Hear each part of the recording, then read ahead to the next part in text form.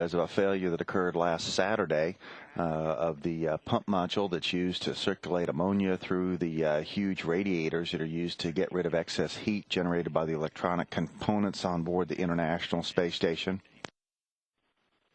Crew successfully installed several jumpers that allowed for the best possible redundancy of station systems, and some of the external systems on the station are cooled by only one of the two redundant cooling loops, A and B, of this ammonia system.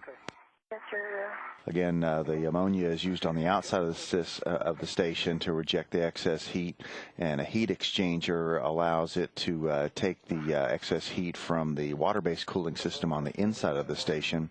Throughout this past week, while flight controllers on the ground worked to develop procedures for this pump removal and replacement, the conditions inside the station have been pretty much normal for the International Space Station crew. Thanks to some work they did immediately after the failure to configure those jumpers so that the best possible system configuration could be working.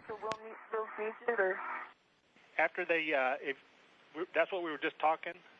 The biggest change to the crew has been that they have refocused their attentions from the scientific investigations inside the station onto preparations for the spacewalk. They had been already scheduled to conduct a spacewalk on Thursday, but it was for a completely different purpose. Those tasks have been put off until we can complete this more critical removal and replacement of the pump module. So was the plan that I would straighten the arms and then right, so what you'll do is release the deploy. Yep, you'll release the wire ties, straighten the arm out, and then you'll have to deploy that sleeve over that locks the arm straight out, and then you'll lay the arms parallel to the truss. Okay.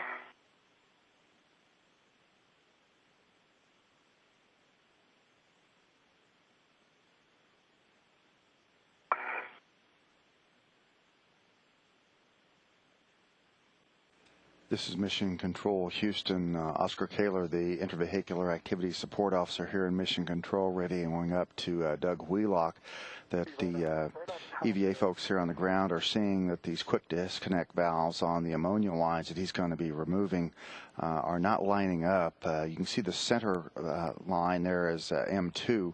It has a white area that is exposed. That shows that the bale is in the full open position.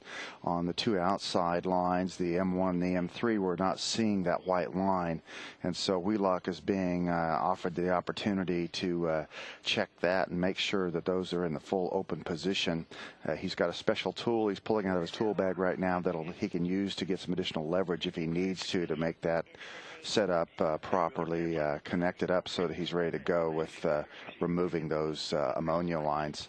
They want to make sure that they're completely open so that they're disconnected, and that is expected to help minimize the release of any ammonia, which we don't want contaminating the spacewalk or spacesuits. We're talking about, do we want you to push the button or not push the button when you try to move the bale? Okay.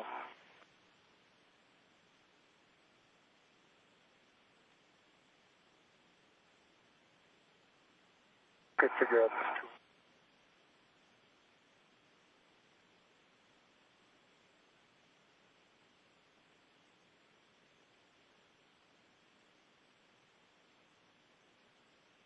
Okay. Fully forward. Okay. Press the button to move the bale aft.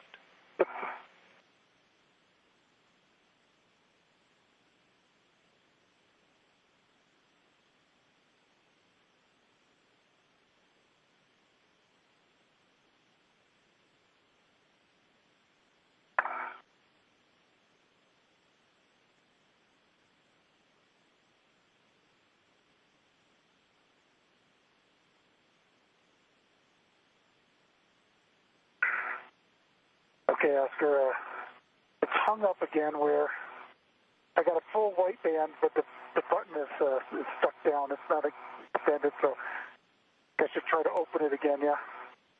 Okay, stand by, Wheels.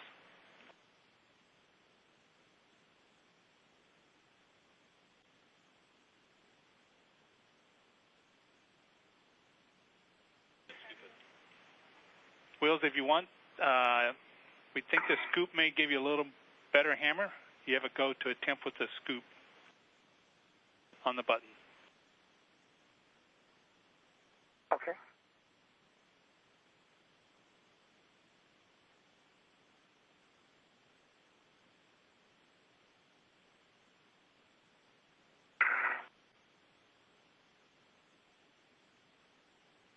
And Wheels, if you want to pull and try to tap at the same time, that's okay.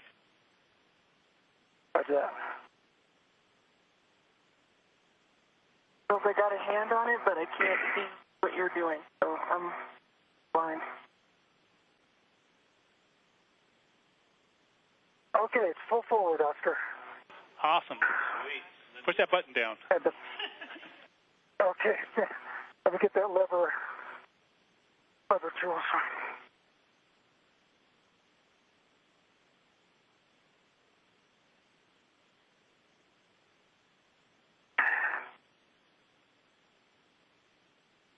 No snap back again, no kickback, it's okay.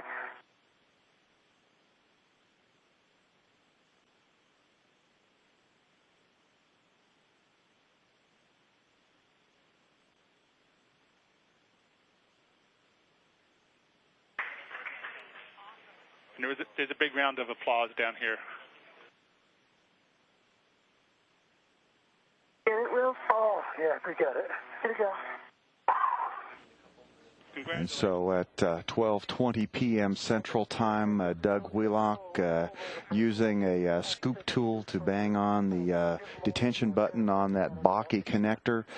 He succeeded in closing the valve so that he can make final preparations to demate that device. We're still standing by to hear whether or not that's what they want to do here in Mission Control.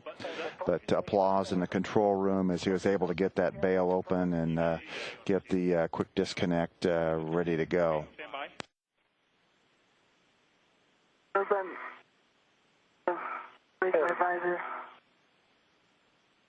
was a little sporty right there.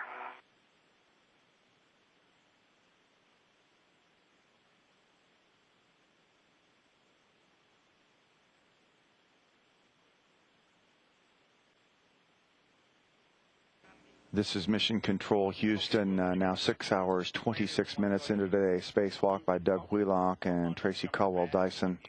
The team on the ground has worked with the crew to put this final connector that has been bulky throughout the spacewalk into a safe configuration. They've reinstalled it onto its connection on the pump module and installed a spool positioning device. That's a device that's added to these quick disconnects to allow them to function optimally. These devices have been installed around the station on these fluid lines in many different locations. There has been evidence of some leakage of the ammonia from within the system, and that has clearly come in contact with the spacewalkers in several different times during the spacewalk. Just to qualify that ammonia is a hazardous substance, but this is by no means the first time spacewalkers have come into contact with ammonia outside the space station. There is a standard procedure for inspection of each of the two spacewalkers' spacesuits to look for any visible evidence of ammonia that might be clinging to their spacesuits, and they will have a specific period of time in which they will basically bake out in the vacuum of space so that any residual ammonia can sublimate and leave their spacesuits before they come back inside the airlock. TC and Wheels just completed the longest increment EVA in the history of the program at 8 hours and 3 minutes. And they did a fantastic job working on this challenging task of changing out the pump module on the starboard truss assembly. The team is in great spirits. They did a great job today. It's disappointing that we didn't get further along in the plan, but the system is stable, and the team is ready to take on the challenge of rescheduling the EVAs and getting back out there to complete the job. We had a very challenging EVA today. We had gone in to today after a week of a team working around the clock trying to figure out the best way to go about attacking this pump module and seeing if we could get it unhooked and removed so that we could replace it. We did face a challenge with the M3 quick disconnect, and did our best to get it disconnected, but it didn't apparently want to. It looked like it did get a leak on both sides of the quick disconnect, and we did see quite a bit of ammonia coming out. The team is hoping to put together a sequence,